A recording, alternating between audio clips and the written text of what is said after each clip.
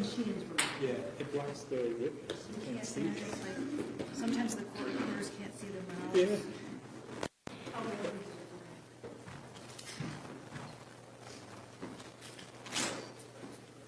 All right. Be seated, please.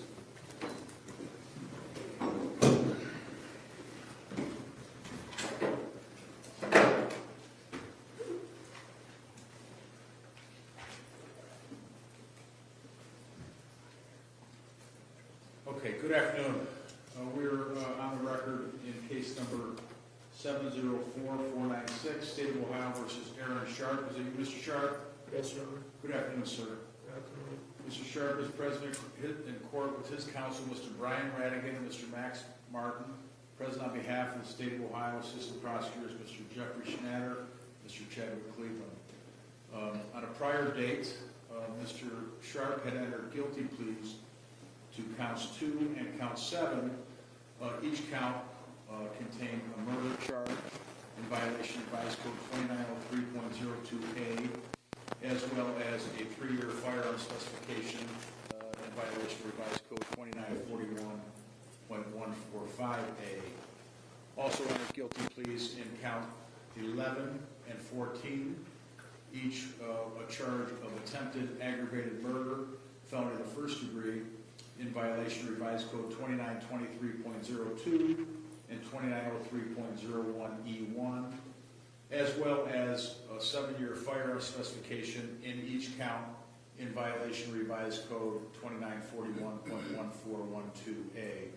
The court passed this matter for sentencing so that we could receive a pre-sentence investigation report at the request of counsel for the defendant. I granted that request. I am in receipt of that pre-sentence investigation report. I've had an opportunity to review that report. I've supplied a copy of that report to counsel for the State of Ohio as well as counsel for Mr. Sharp. Have the parties had an opportunity to review the report, and are there any additions, deletions, or corrections to that report? And I'll start with the State of Ohio. I have, yes, we both had our review, Your Honor, and I did not notice any issues that needed to be addressed in the report. It was accurate. Okay, thank you. And Mr. Martin? Likewise, Your Honor, Mr. Reagan and myself had that opportunity. We had no significant amendments to offer. Thank you. Okay, thank you. Is there any reason we should not proceed to sentencing at this time on behalf of the state? No, Your Honor. On behalf of the defendant? No. Okay, thank you. All right, Mr. Sharp, I want you to understand, there are statutory requirements, first of all, pursuant to counts 2 and 7. The statute tells the court what the sentence must be. But I must and have formulated my decision based upon the overriding principles and purposes of felony sentencing, namely to protect the public from future crime by you or others, and to punish you using the minimum sanctions the court determines accomplishes those purposes without imposing an unnecessary burden on state or local government resources.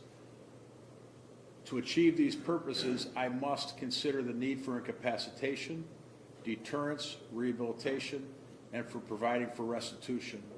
I must and have considered the seriousness and recidivism factors relevant to the offenses and you pursuant to Revised Code 2929.12. I must and have ensured that the sentence being imposed does not demean the seriousness of the crimes, the impact it's had on the community, and is consistent with other similar offenses committed by like offenders. Finally, this sentence is not based upon any impermissible purpose, namely the race, ethnic background, gender, or religion of Mr. Sharp. So those are the things that the court needs to consider, Mr. Sharp. The procedure that's going to happen here today is I'm first going to hear from the State of Ohio. We'll hear from any victims.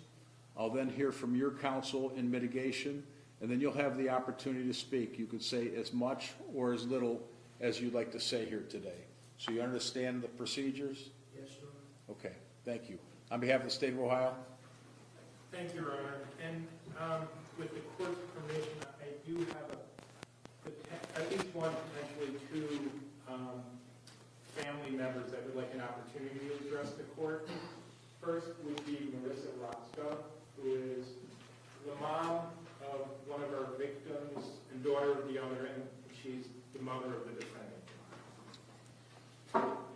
You may step forward, ma'am.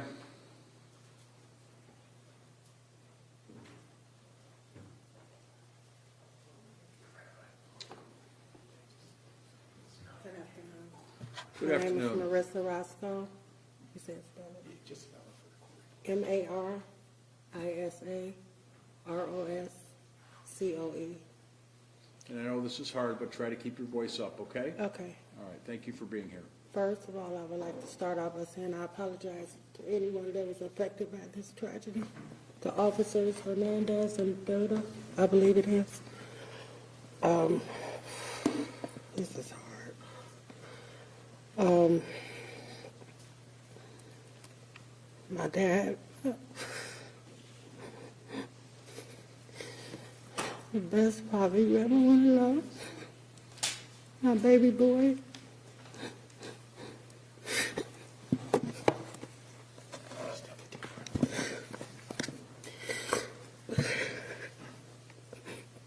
I'm sorry.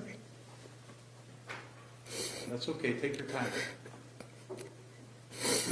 Aaron, I don't love you no less. My baby too. And I just want to say, You got it, ma'am? Ms. Roscoe, I know this is very hard, but we have a court reporters taking I down. said, Aaron, I love you no less. You're still my baby too. And I just want to say I apologize to everybody. And please take into consideration, that was not my son that day. I don't know who that person was, but it was not my son. I've never met that person a day in my life. Thank you. Thank you, Ms. Roscoe. Your Honor, Mr. Sharp, the father, is also in the court, but I don't believe he wants to address the court. The officers, one officer is here, Officer Duran. He preferred that I address the court, but he did share his feelings with me and some of the things he's been going through as a result of his injuries. One is he's not physically recovered yet. He's not able to return to work. He's also suffering mental health issues associated with the gunshot injury. And I know Officer Hernandez, who is not able to be here today, is probably suffering, perhaps not as severely physically, but possibly more so emotionally and with mental health effects of his injury. I think it's safe to say that in conversations with members of East Cleveland, it's likely that Officer Hernandez will never be able to return to police work. Hopefully that's not true, but that's their opinion at this point. I've spoken with Officer Duran. He hopes to be able to return to police work. One of the effects of Mr. Sharp's actions that day were not just a physical effect, an emotional effect on the officers and the other victims, his grandfather and brother, but it also took two police officers out of the community who were there to protect the community. And East Cleveland is suffering that loss of officers still. They are very short-handed. I know the court has a pretty detailed description of how things transpired inside the house. There were two separate incidents, one upstairs where Mr. Sharp took the life of his brother, and that went downstairs where he encountered his grandfather and then shot his grandfather. At that time, East Cleveland officers were working a traffic accident. They received a dispatch to respond to the house. And I do have a body cam video of Officer Duran's approach that I would like the court to see, because I think it's important to see how this shooting transpired. You may. And it's connected to that table? Yes, Your Honor.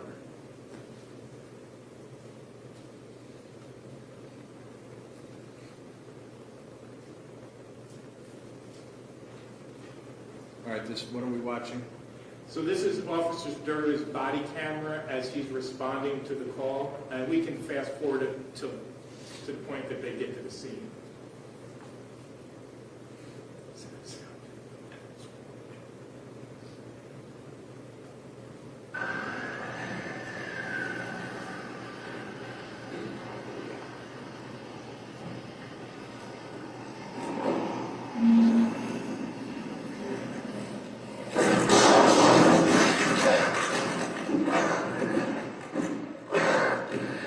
I'm hit.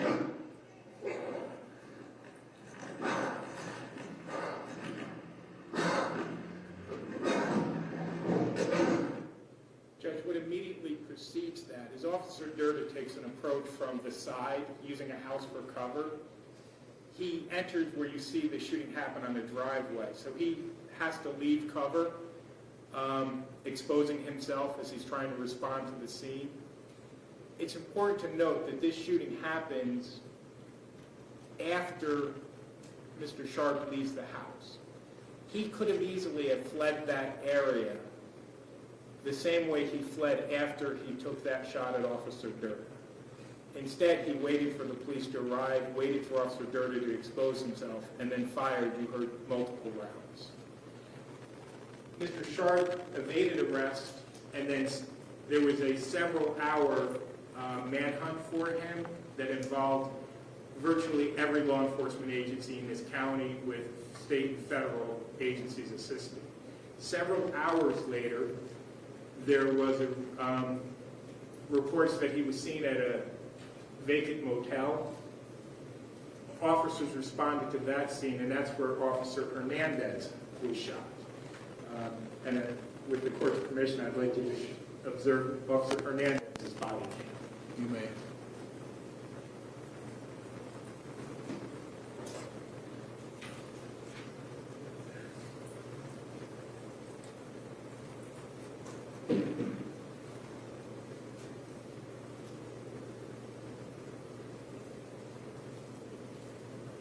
Recording.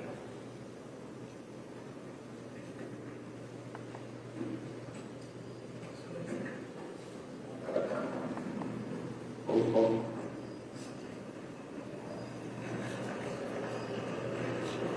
Go up anyway.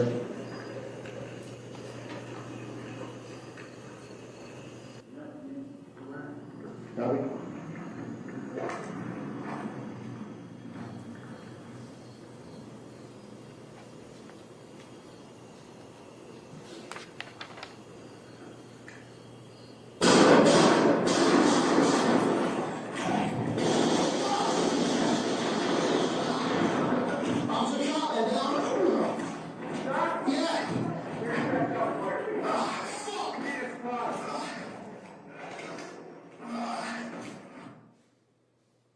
Judge, as you can see from Officer Hernandez's perspective, it's evident that nobody who was searching the back of that hotel saw Mr. Sharp. I mean, they're still just searching with lights when the gunshots rang out. Now, some of those gunshots you heard were one officer returning fire, but the first series were all shots fired by Mr. Sharp directed at the police officers. Both of those shootings could have been avoided. There was no confrontation between police officer and Mr. Sharp. And I don't mean to focus solely on the police officers. What happened to Mr. Charles Rosco and Eric Sharp, too, was just as tragic. They were unarmed in their own home, surrounded, well, by someone they considered family when they lost their life. I think it's important for the court to look at how these crimes transpired. Eric Sharp was isolated from his grandfather's shooting. He was upstairs at a different time. Then things went downstairs. I'm sure Eric Sharp could have just left. No one was going to tackle him, but he then took his grandfather's life. Officer Duran was separated in time and space. No threat from Officer Duran. He was essentially ambushed. The same for Officer Hernandez. Those, I think, are all facts that this court needs to look at when it imposes the appropriate sentence for each of those officers in terms of the range that's available. And I think it's important to look at that, too, when the court makes a determination whether the statutory findings are appropriate to impose consecutive sentences. And I'm going to leave that to the court's consideration. I think certainly the harm caused is great.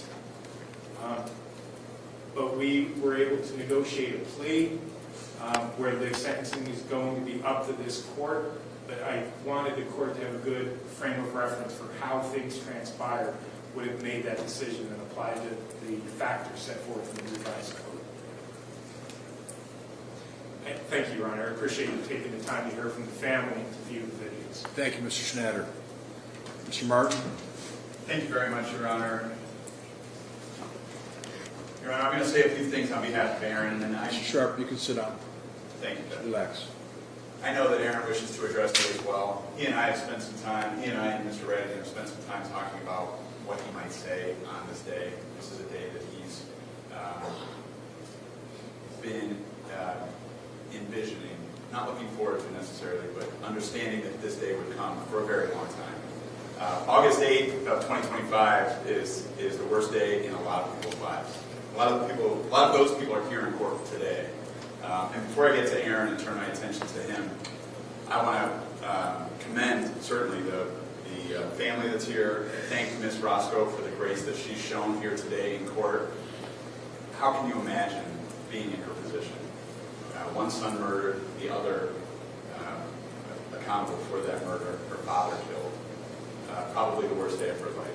The individuals, the law enforcement officers, not just the East Cleveland officers who are gathered here today, but the others that risked their lives in the response.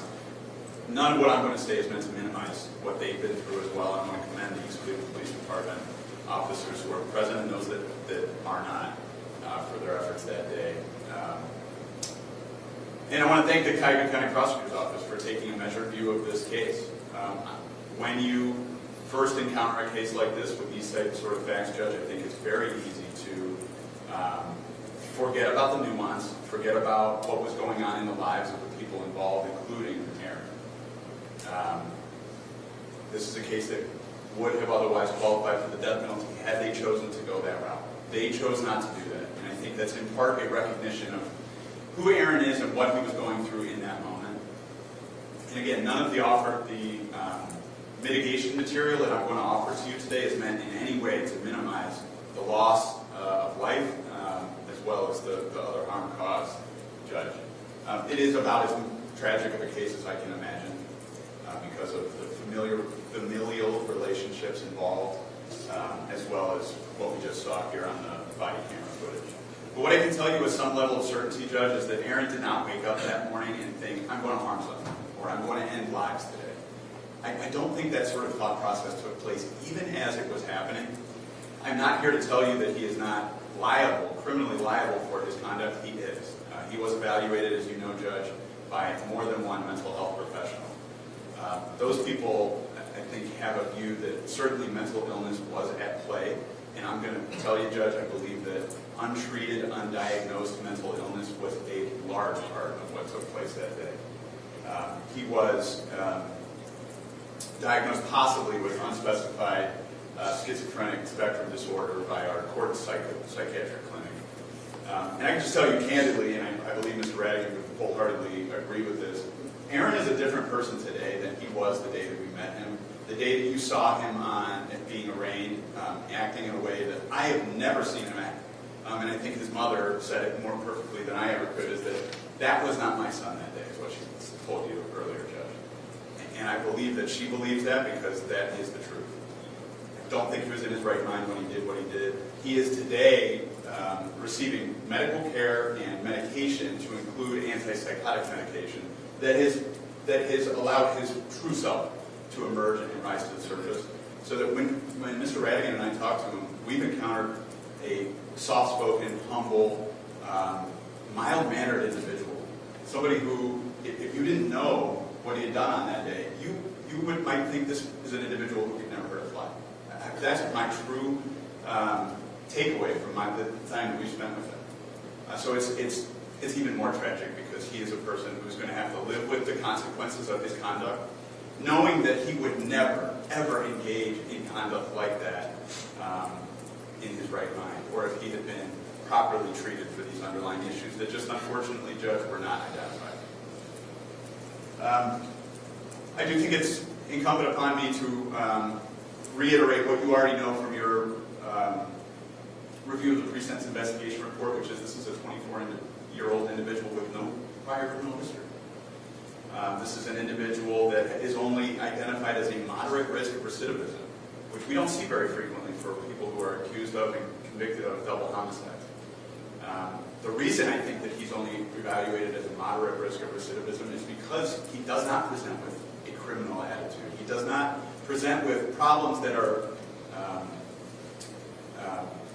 unsurmountable. He can address these things. He is going to serve an extremely lengthy sentence, Judge. Even a minimum sanction here is a life sentence with a possibility of parole many, many years down the road, more years than he's already lived in this life on this earth. My hope for him and my request from you, Judge, is that you impose a sentence that's that's consistent with the purposes and principles of felony sentencing according to Ohio Revised Code 292911A, which of course suggests that or mandates that the sanction imposed is the minimum required to promote rehabilitation, to protect the public, and to impose a level of punishment. The reason I'm asking for that, Judge, is so that in Aaron's life, in his endeavor to rehabilitate, which he, I believe, will take seriously based on the things that he's told us, I think if a sentence is imposed that deprives him of some hope that he may, at some point in his life, walk out of jail, it would be easy to lose hope and lose any motivation to work on himself. It's going to take a lot of hard work for him to maintain the path that he has begun since August. And I think it's going to be easy to lose hope even if the minimum sentence is imposed. I don't think, the way the plea is structured, even a minimum or close to a minimum type of sentence is at all demeaning to what happened. I don't think, because it is such a significant, heavy sentence, that it will be something that is not commensurate. So, Judge, I think that this is among the most tragic cases I've ever seen. I think that every day for the rest of his life, Aaron Sharp will have to wake up, remember what he has done, remember what he has taken from those people that he loves the most, and he's going to have to live with that. That's a choice he made. I'm not excusing him. I truly don't believe he would ever engage in conduct like this again if the proper guardrails are put in place. Our prison system, we can debate all day whether or not it is effective at rehabilitating people, but that is going to be Aaron's goal going forward. He's hopeful, and I'm requesting, Judge, that you'll impose a sentence that offers him that opportunity, and that someday he can prove to everyone that he is not only the person that took lives and harmed people on August 8th of 2025. Thank you for your time and consideration, Judge. I know that Aaron would like to address you. Thank you, Mr. Martin. Mr. Sharp, what would you like to say, sir? And if you're more comfortable sitting down, you may sit. Just make sure you keep your voice up, please. I would like to deeply apologize to my family and the police officers that got hurt today. I wasn't in my right mind. I was battling mental health crisis, and I blacked out. Even though I wasn't in my right mind, I still hold myself accountable for what happened. I wish I could have gotten the help I needed sooner. I hope everyone can forgive me. Thank you, Mr. Sharp. You may be seated. Thank you, Your Honor.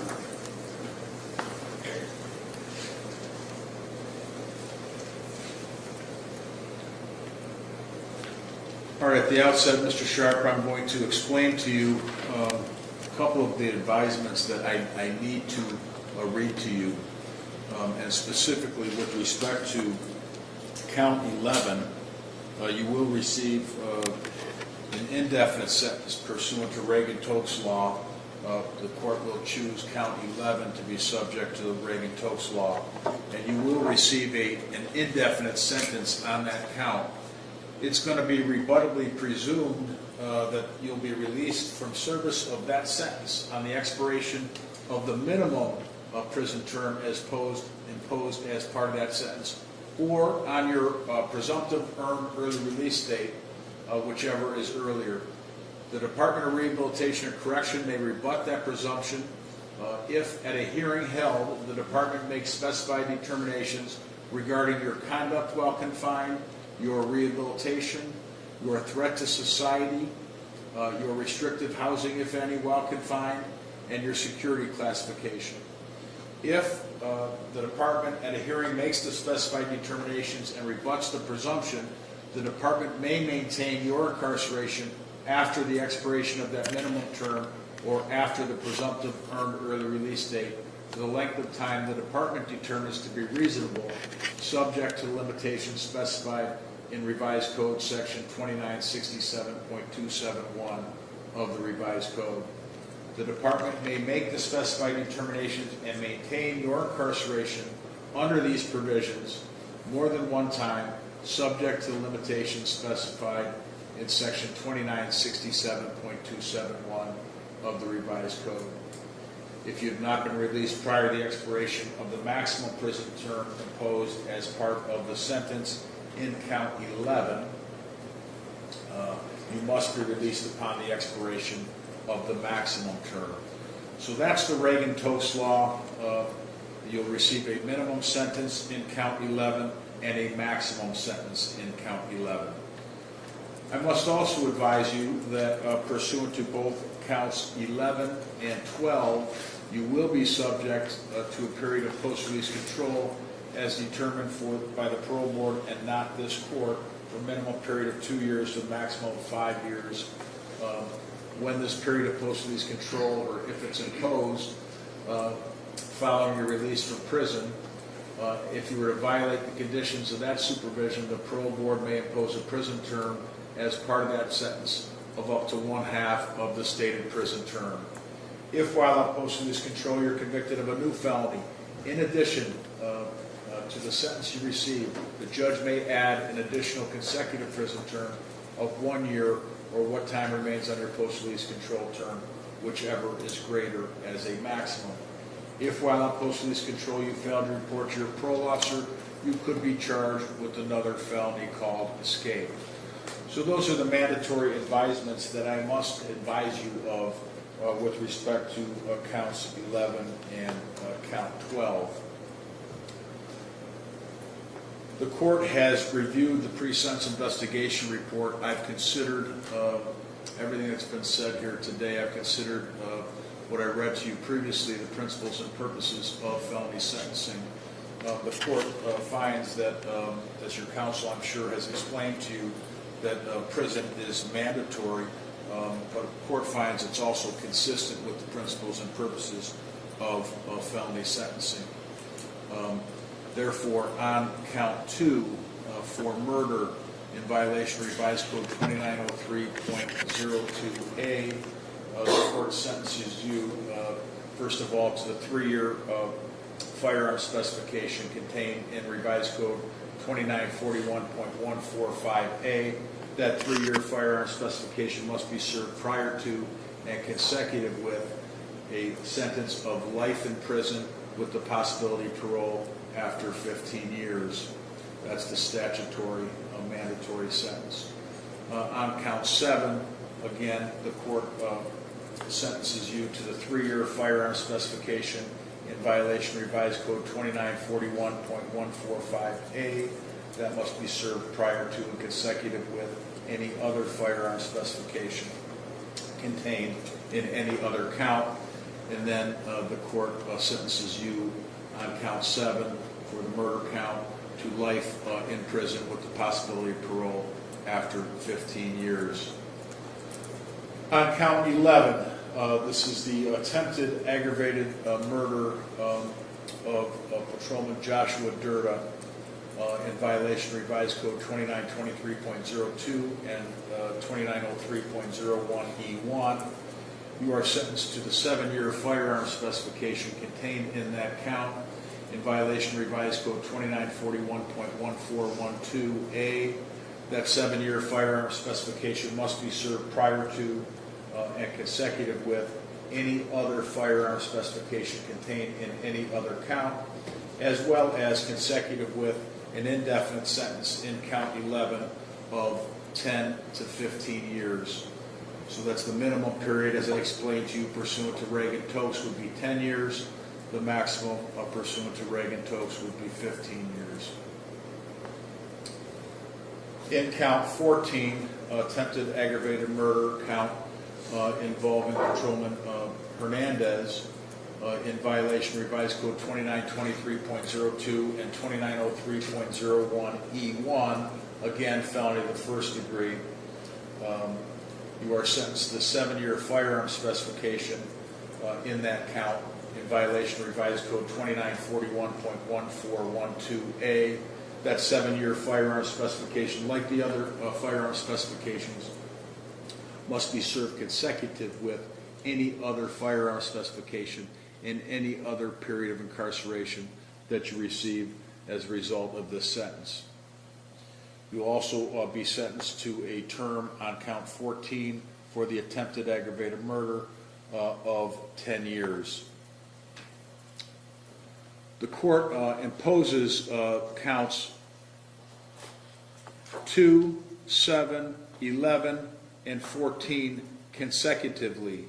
The court finds that consecutive service is necessary to protect the public from future crime and to punish the defendant.